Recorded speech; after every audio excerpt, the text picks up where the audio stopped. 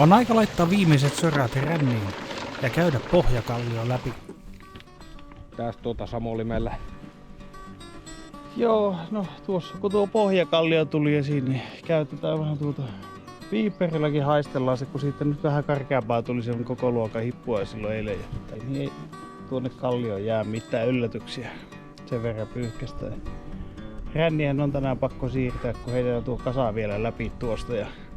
Mutta ei mitään, pyyhkästään tuosta pikkusen vielä vähän siistimmäksi. Haistellaan, että onko siellä mitään kilon murikoita. Ja sitten kai kootaan ränniä ja ruvetaan pesemään maata. Metallinpaljastimen käyttö tällaisella kultatyömaalla, no se herättää aika monenlaisia mielipiteitä. Itse olen käyttänyt lähinnä sitä tämmöisten monttujen, joissa tuntuu olevan vähän paremmin kultaa, niin niiden pohjan varmistamista, ettei vaan jää mitään kovin arvokasta sinne. Mutta muutoin näillä on todella hankala löytää oikeasti kultaa Lapista.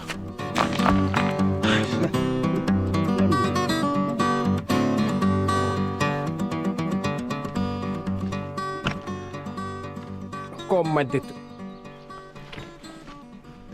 No, eihän nyt odotuksetkaan kovin isot ollut, mutta me ajattelin, että jotakin. Mutta yllättävän kuumia kiviä on. Siis silleen niin kuin metallietsimen näkökulmasta on 3 semmoista. On ne grammaset varmistettu, että niitä ei sinne ole ainakaan jäänyt. Ne on tuolla läjässä. Niin.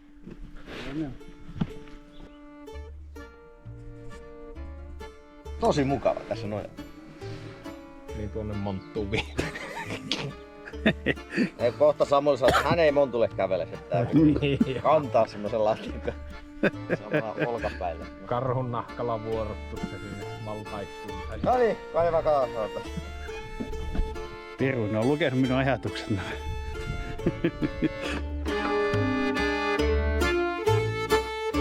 Seuraavaksi vuorossa olikin koota tuo ränniä ja ruveta rännittää tuo pieni kasa pois.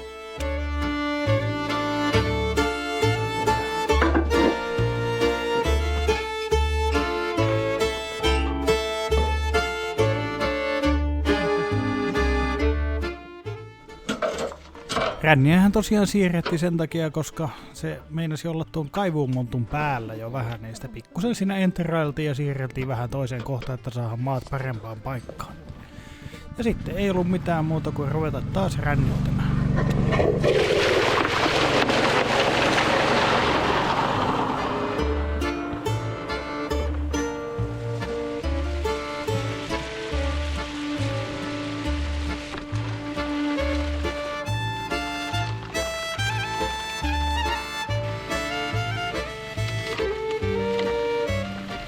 Kaikkien mielessä tietenkin kummitteli se, että nyt oli viimeinen päivä, kun kaareilla kaivettiin tälle kesään, niin tunnelma oli hieman haikea jopa siinä.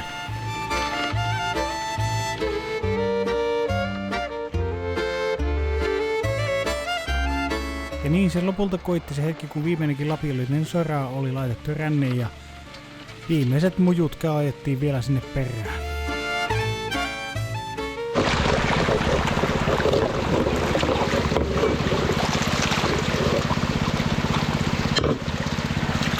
Tulee sitä ämpäriä tuolla alhaalla. Ei tarvitse, kun me päästä viimeistä pois. Niin se jää sinne. Niin me päästä viimeistä vasta sitten esille.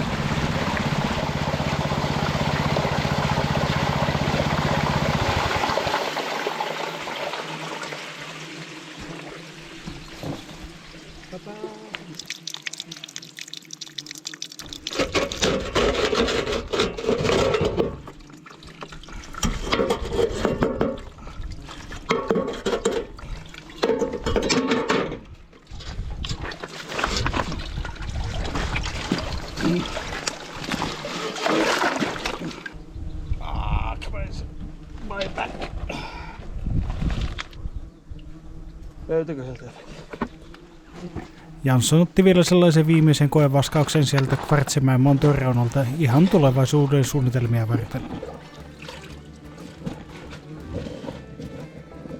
No tommonen 20 kappaletta. Sitten olikin minun vuori suorittaa loppuvaskaus tuohon ränniin, eli ottaa se kaikki loppukulta talteen sieltä.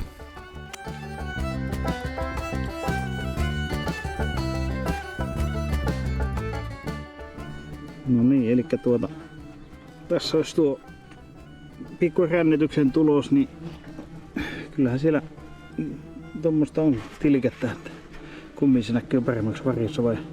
Varmaan siinä. Niin erottuu vähän se edes. Otan vielä tuolla kännikameralla, niin varmasti näkyy. Keskiajalta tuntuu sitä vähän kärkäneetu koko ajan. Pitää verrata niihin edellisen päivän juttuihin, niin että miltä se näyttää, että onko se oikeasti kärkeä vai onko se vaan kullanälkä kasvaa tässä matkan varrella vai mikä se on. Mutta ei ollut tyhjää maata kyllä, se on tärkeintä. Piipaimella nyt ei mitään siinä ollut, mutta kyllähän tommoista jo voi kaivaa. Nuo on yllättävän nuo 2 tuossa, mitkä näkyy nyt kun mennään tuolta sivulta. Ne on vielä kaikiseksi tommosia pyöreitä, että ne ei ole niinku lätkiä. Et niissä on paksuutta. Joo. Tuossa vaskailin tosiaan semmonen 3 ämpäri ja sitten 20 semmoista selkeätä tuli ja vien ne matkaksi vähän referenssiä. Se, että jatketaan tuolla kaivuuta naruuskalla, niin voidaan pohtia, että missä sitä voisi olla semmoista soppeliin hyvää maata, jos alkaa semmosia määriä tulla. Toivottavasti näitä reissuja tulee sitten myöhemmässäkin vaiheessa vielä lisää, mutta se on sitten varmaan jo toisten kesien juttuja se. Ja niin oli tullut kaivuut päätökseen Lemmenjoella tältä erää. Siinä sitten ilta alkoi painamaan päälle ja me jonnekin kadotettiin Jansson. Joo, tuli tuossa mieleen, kun unohdin kommentoida sitä ajatuksia vähän tästä niinku Lemmenjoelle tulosta ja muuta, että oli ihan mukava tosiaan palata vähän näihin lapsuuden maisemiin ja muuta. Ja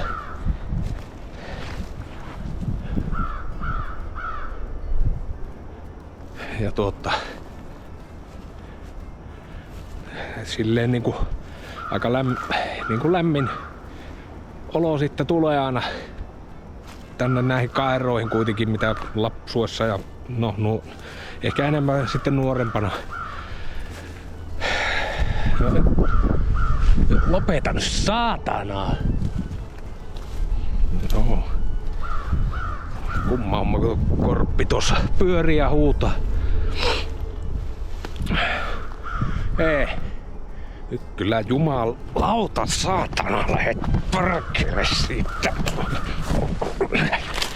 Perkele. Nyt. Saatana. Ota kyllä tee kiinni, perkele. Kyllä tästä nyt.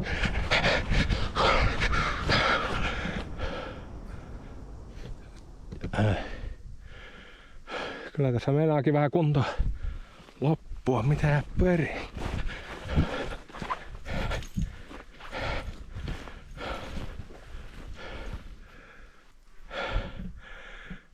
Noin. Tahdettiinkin juosta vähän pitempi lenkki.